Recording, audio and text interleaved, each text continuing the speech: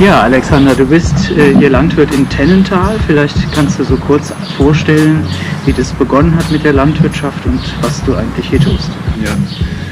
Ja, also ich habe hier 1991 begonnen mit der Startgruppe, als wir die beiden beiden Resthöfe hier gekauft haben, um die Dorfgemeinschaft zu gründen, und habe zunächst einmal auf dem Hof mitgearbeitet, und wir haben dann mit dieser kleinen Startgruppe als zweite Werkstatt eigentlich hier dann die Gärtnerei begonnen. Das war dann schon 1992. Genau, und ich habe dann zunächst einmal die Gärtnerei aufgebaut, bis zu der Größe, die sie jetzt eigentlich heute auch noch hat.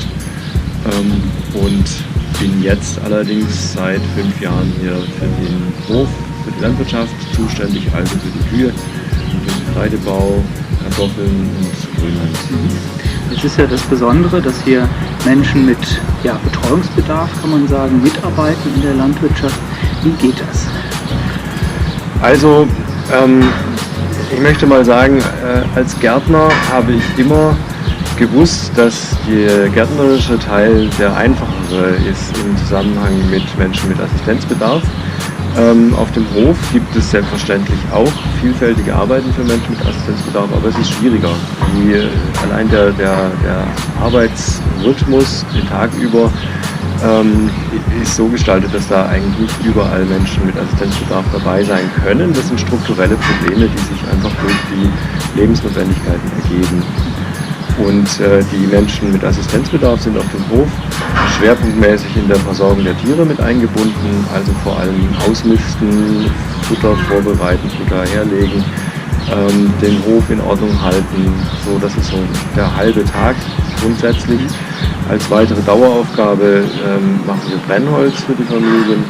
Wir pflegen die Außenanlagen, da wird es dann schon wieder spannend und interessant, weil das sind vielfältigere Aufgaben. Also nur ein Beispiel: Rasenmähen ist eine Sache, die machen Menschen mit Assistenzbedarf sehr gerne. Das ist einfach auch mal eine Maschine, die sie bedienen können, zum Teil zumindest.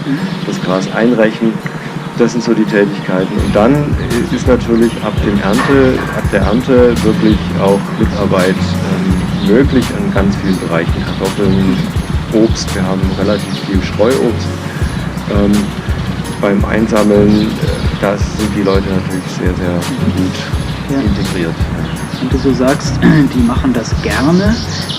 Es gibt doch sicherlich auch Tätigkeiten, die, sagen wir mal, unterschiedlich viel Spaß machen, wo die Leute unterschiedlich auch gerne dabei sind. Hast du auch so Beobachtungen gemacht, dass es den Menschen einfach gut tut, so in der Natur zu arbeiten, mit Tieren, mit Pflanzen? Hast du da vielleicht auch konkrete Erlebnisse, wo du was erzählen könntest? Ja, das habe ich. Also wir haben ja die spezielle Situation, dass wir Menschen mit sehr hohem Hilfebedarf versuchen, in unsere Arbeit zu integrieren, sie teilhaben zu lassen. Und diese Bezeichnung hoher Hilfebedarf, da braucht man sich nicht unbedingt nur reine Pflegefälle vorstellen, sondern das sind sehr häufig Menschen mit Verhaltensauffälligkeiten oder mit herausforderndem Verhalten, möchte ich eigentlich sagen. Also das kann von Autoaggressivität zu Fremdaggressivität oder Weglauftendenzen, alles Mögliche sein. Diese Menschen, die fühlen sich in Räumlichkeiten meistens beengt, und sozialtherapeutisch habe ich immer wieder das Erlebnis, dass ein solcher Mensch, wenn er draußen ist und sich bewegen kann, seine Energie quasi in etwas Konstruktives reinlaufen lassen kann und dadurch eben auch entspannt wird. Und da ist die Schubkarre das Heilmittel schlechthin. Ja, alles, was da eben zu transportieren ist wie Segen für diese Menschen. Und das ist etwas, was uns im Landbau auch prägt. Solche Menschen haben wir reichlich. Hast du auch so Erlebnisse, wo du sagen kannst, da hat sich jemand jetzt durch die Arbeit auch konkret verändert, oder die sagen wir mal, die Befindlichkeit von jemand hat sich verbessert so im Laufe der Zeit?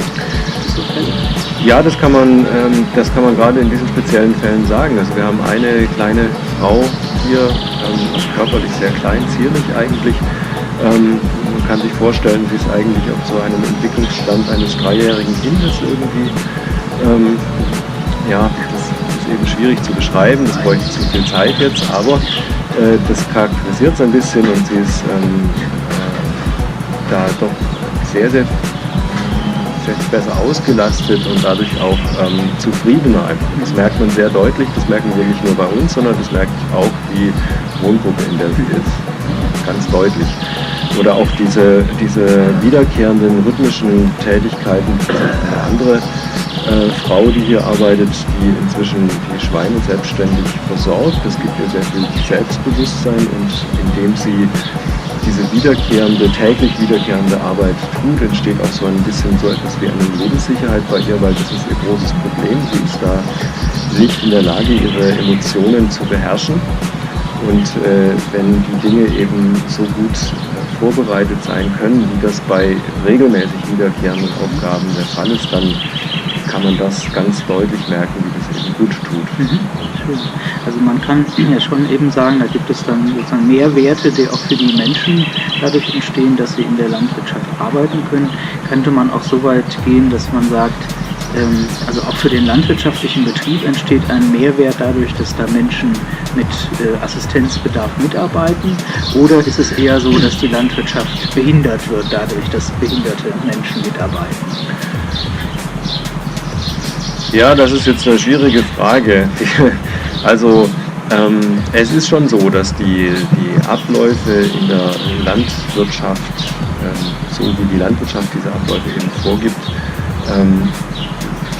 häufiger behindert werden, als dass sie bereichert werden. Ja?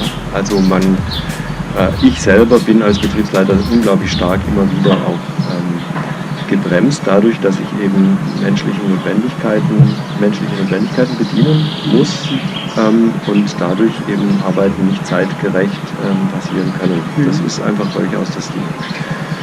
Und ist ein Problem der heutigen Landwirtschaft speziell.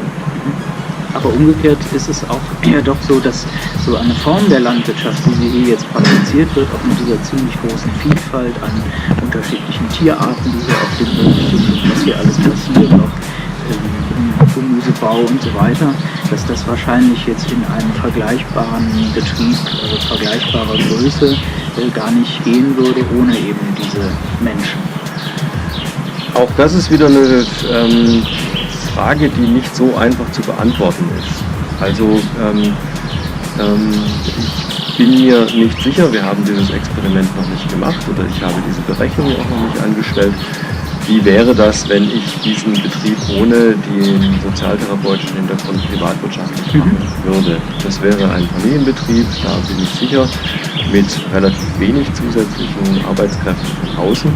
Und die Erfahrung zeigt, dass solche Betriebe mit einer gut aufgestellten Direktvermarktung, mit einer Vielfalt, wie wir das ja auch haben mit dem Gemüse, doch relativ weit kommen, heute noch kommen. Und gerade die Regionalisierung der Märkte trägt dazu bei, dass solche Konstrukte vielleicht sogar, möchte ich sagen, wieder möglich werden. Das ist zumindest eine Option. Ja, also das kann ich so nicht unterstreichen.